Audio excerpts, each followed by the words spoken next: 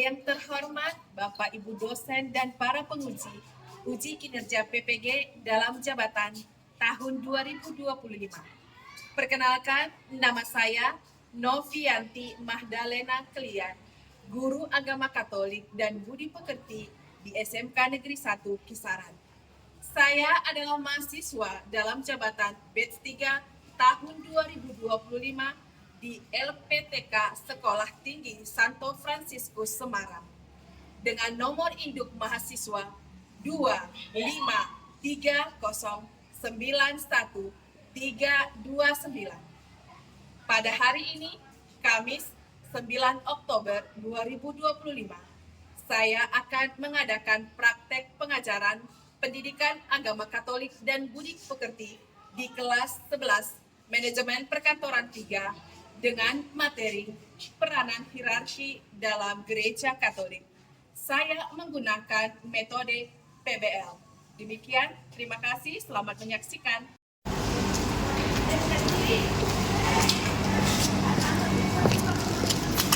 Selamat pagi. Pagi, Bu.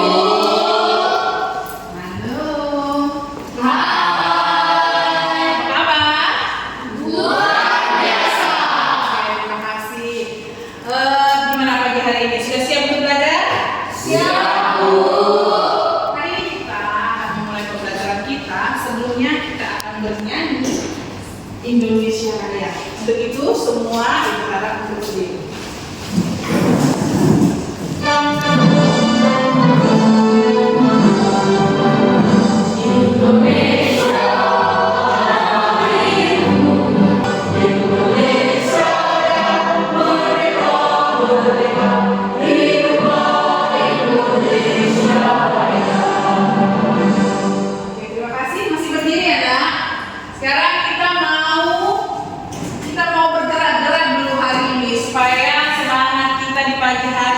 Berkobar-kobar ya. Oke, kita ikuti gerakan yang ada di layar ya.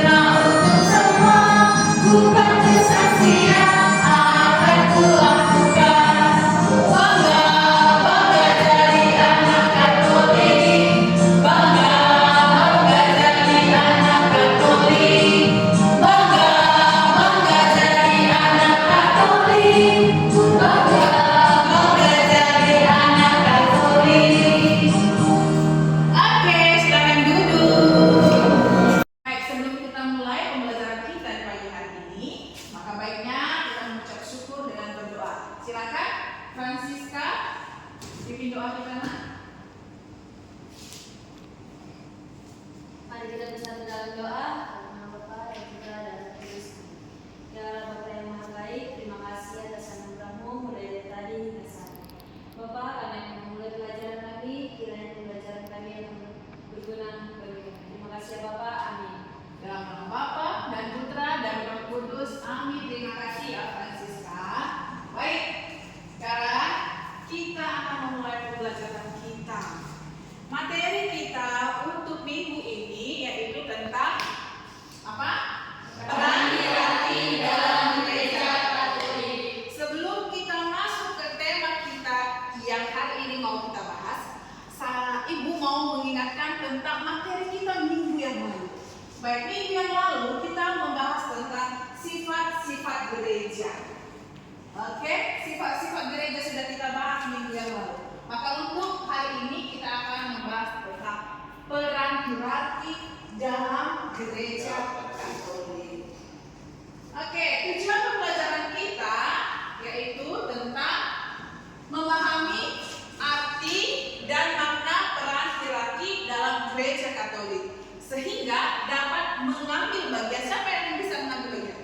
Kita ya, sehingga kita boleh mengambil bagian dalam mewujudkan sifat-sifat dan karya pastoral gereja dalam kehidupan sehari-hari serta menjadi agenda dalam pembangunan moral hidup Kristiani dalam masyarakat. Oke, minggu yang lalu kita sudah membahas sifat-sifat gereja. Maka itu juga akan berhubungan dengan tema kita yang hari ini kita bahas, yaitu tentang peran hierarki dalam gereja. Baik, sebenarnya arti dan sejarah hierarki. Apa arti hierarki? Hierarki adalah berasal dari bahasa Yunani yang artinya apa? Hieros, yang artinya pemerintahan kudus. Struktur ya. Lalu hierarki adalah tata atau susunan kepemimpinan dalam gereja Katolik. Nah, jadi hierarki itu adalah susunan kepemimpinan di dalam gereja Katolik. Sejarah hierarki. Sejak zaman Yesus, struktur hierarki gereja telah dibentuk melalui siapa? Rasul. Siapa pendirinya pertama? Petrus sebagai pemimpin pertama gereja. Oke, Petrus adalah pemimpin pertama gereja. Setelah para rasul wafat, maka tugasnya dialihkan kepada mereka, diteruskan. Maka tugas itu diteruskan ke para uskup melalui suksesi atau penerusan wewenang. Wewenang apa? Apostolik ya. Dari sinilah lahir 3 tingkatan pelayanan, yaitu paus, uskup, dan imam atau diakon ya. Hierarki ini menjadi kesatuan ajaran dan iman gereja di seluruh dunia. Dalam kitab suci dijelaskan bahwa perutusan ilahi yang dipercayakan Kristus kepada para rasul akan berlangsung sampai akhir zaman. Itu tertulis dalam Matius 28 ayat 20. Demikian juga dengan panggilan atau kepemimpinan dan pelayanan para hierarki adalah tugas Kristus yang diwujudkan dalam gereja. Konstitusi atau dalam dokumen Konsili Vatikan kedua, yaitu dalam Lumen Gentium artikel ke-20, dijelaskan bahwa hierarki sebagai wakil Kristus.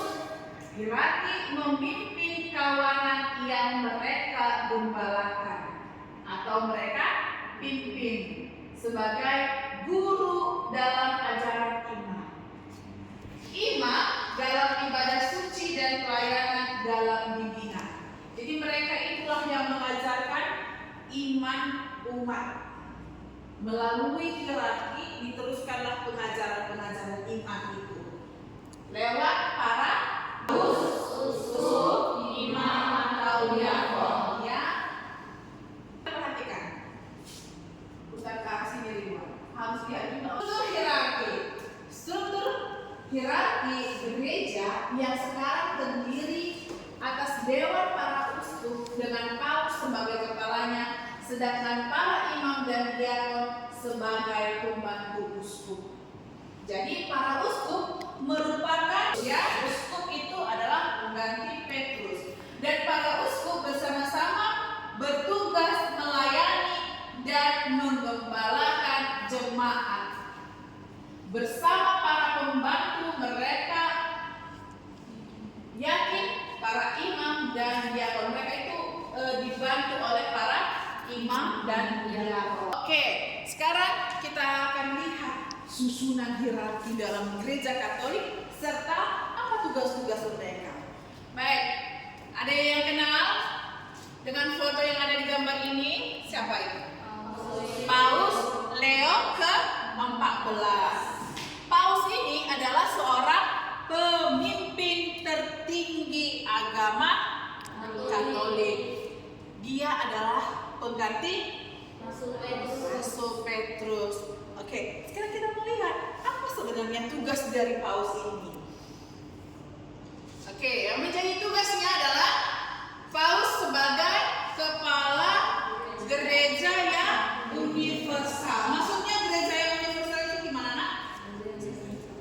Gereja yang terbuka, yang meluas ya.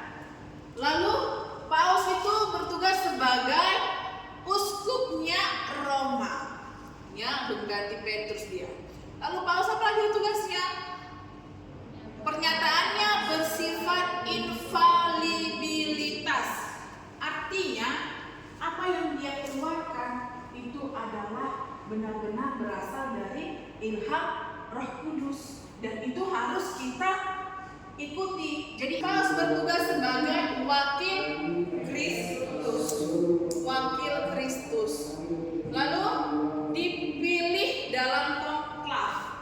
Oke, baru-baru ini kita mengadakan pemilihan Paus yang diadakan di Vatikan.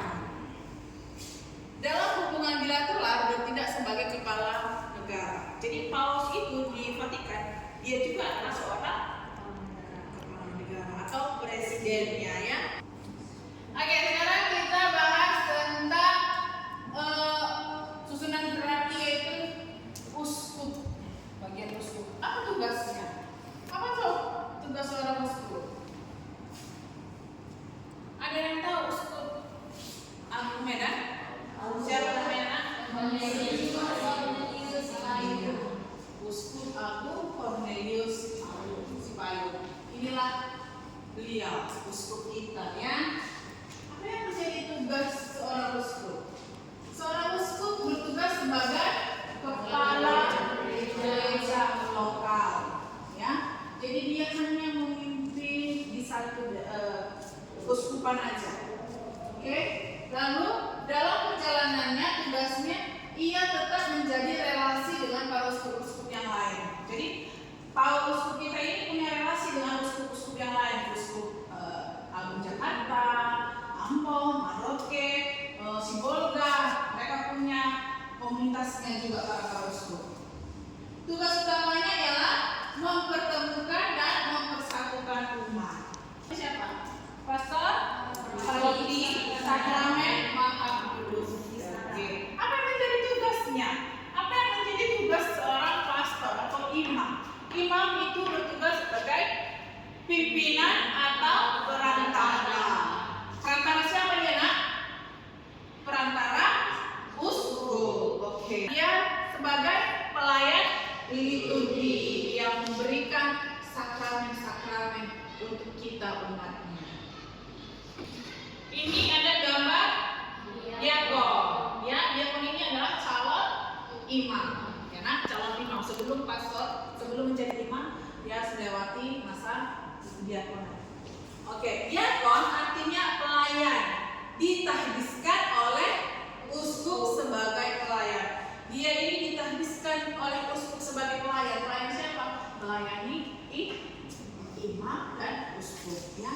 Pembantu khusus uskup. Jadi ketika ada misa besar yang ada uskupnya, dialah yang membantu uskup. Kita akan melakukan tugas kelompok ya. Ada tugas kelompok yang harus kalian kerjakan. Di sini ibu mau buat 4 kelompok. Jadi meja pertama 1 kelompok, kedua kelompok 3, kelompok 4. Oke? Dalam 1 kelompok kalian berdiskusi tentang apa peran-peran dari hierarki itu tadi. Oke, di sini ada soalnya jabatan apa yang ada pada gambar ini. Ada tokoh di sini, ada uskup, imam, paus, uskup, imam, dan diakon. Apa tugas mereka? Lalu apa yang kamu ketahui tentang uskup, paus? Apa yang kamu ketahui tentang paus, uskup, imam, dan diakon? Yang kalian tahu setelah kita mempelajari materi yang tadi, apa yang kalian tahu tentang itu? Kemudian yang dilihat dalam kitab suci, yaitu Injil Yohanes ayat 21 sampai Injil Yohanes 21 ayat 15 sampai 19. Kalian di situ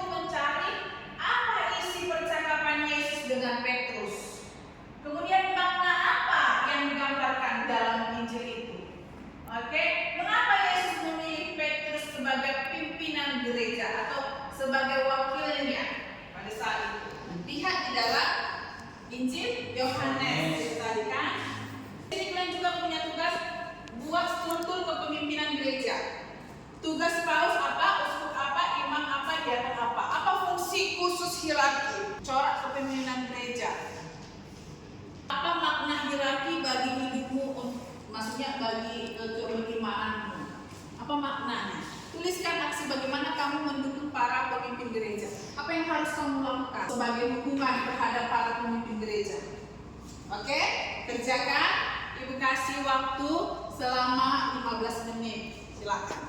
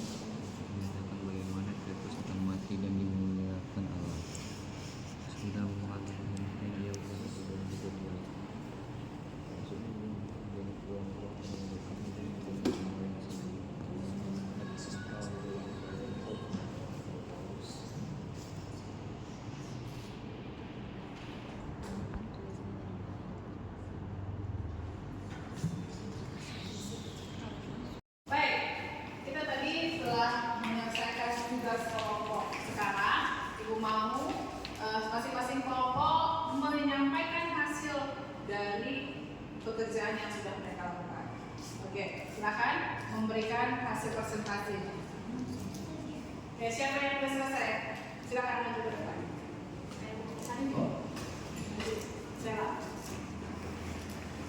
Oke, yang lain dengarkan ikatannya. Selamat siang semuanya. Siang. Salte. Salte. Perkenalkan, nama saya Salma Purba, perwakilan dari kelompok 1 yang akan membacakan hasil dari presentasi kami. Adapun teman saya yaitu Sally.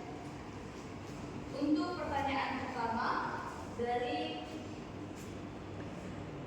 mengamati gambar tersebut, jawaban kami yaitu untuk gambar pertama merupakan seorang paus, lalu gambar yang kedua merupakan seorang uskup, gambar yang ketiga merupakan seorang imam, dan gambar yang terakhir merupakan seorang diakon.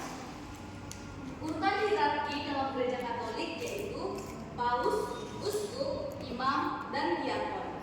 Adapun tugas-tugas dari hierarki tersebut yaitu paus adalah uskup Roma yang bertugas memimpin umat Katolik di seluruh dunia dan sebagai pengganti Rasul Petrus, sekaligus berperan sebagai kepala negara Vatikan. Uskup adalah pemimpin gereja lokal yang bertugas mempersatukan dan mempertemukan umat.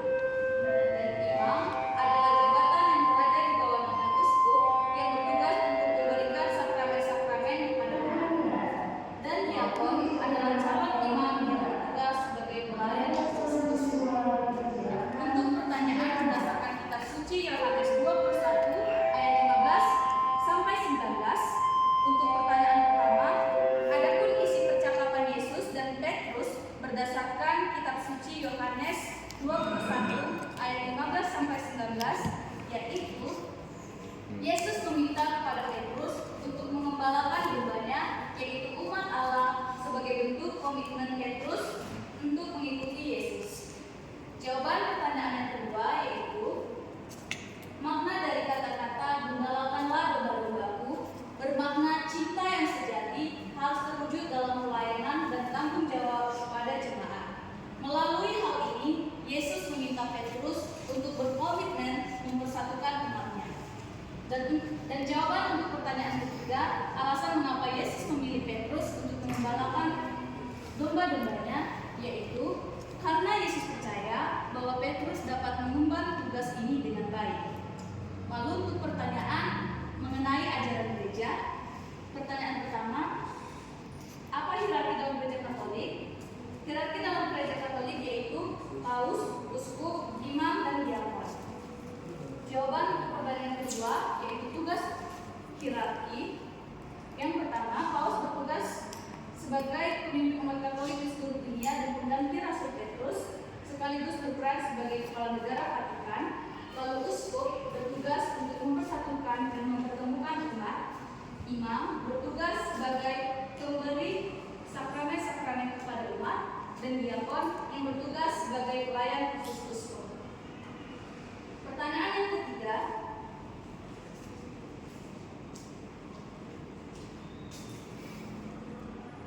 fungsi khusus hierarki. Fungsi khusus hierarki yaitu menjalankan tugas gerejani seperti melayani, memberikan sakramen, dan memberikan pengajaran iman kepada seluruh umat. Dan untuk pertanyaan yang Baik, sudah cukup. Untuk hasil refleksi mereka, kelompok mereka sudah mereka presentasikan bersama kita. Kira-kira menurut kalian adakah yang kurang dari hasil presentasinya? Ayo. Surat dia membaca. Oke. Baik, untuk kelompok 1 kita beri aplaus dulu.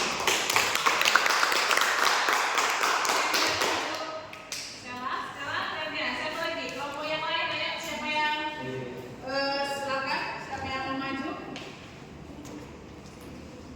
Oke, kelompok 3. Kelompok berapa? Kelompok 2. Kelompok 3. Kelompok 4. Ayo, siapa? Sunarti. Silakan. Langsung ke sini aja. Kamu hasil refleksi. Ini yang dulu. Siapa yang sudah selesai di hasil refleksi? Tahu sudah dicat? Tutup dulu.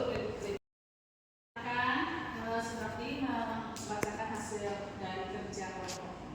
baiklah, sebelumnya selamat siang semua. Iya. Perkenalkan, nama saya Sunarti Sriwayuni, saya dari kelompok 2. Di sini saya akan menjawab tentang refleksi dan aksi, di mana pertanyaannya, apa makna hierarki bagi hidup beriman ini? Makna hierarki bagi hidup beriman saya adalah sebagai pembimbing dalam perjalanan iman melalui paus, uskup, imam, dan diakon, di mana saya semakin mengenal ajaran Kristus dengan benar, hidup dalam ketaatan, dan semakin dekat pada Allah. Yang kedua, tuliskan aksi bagaimana kamu mendukung para pemimpin gereja. Saya dapat mendukung dengan cara mendoakan paus, uskup, imam, diakon, serta mengikuti bimbingan mereka aktif dalam kegiatan gereja serta hidup sebagai kasih dan ketaatan. Segitu saya. Sekian, terima kasih.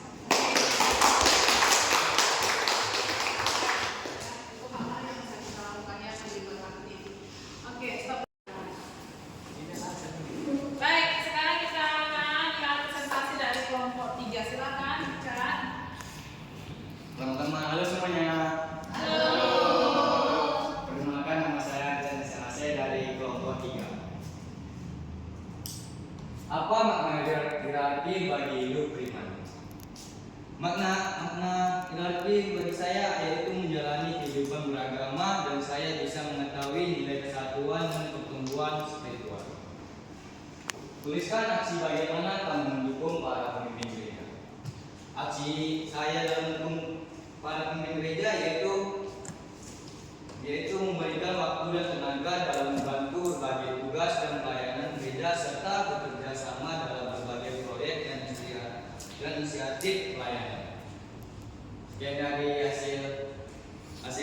Jawaban saya terima kasih. Oke, kita silakan Michelle. Oke, silakan. Michelle. Baik, kita akan dengarkan hasil dari kelompok 4. Silakan Michelle. Halo semuanya. Halo. Saya dari kelompok 3. Nama saya Rizal Gabriela Surya. Apa makna hierarki bagi hidup berimanmu?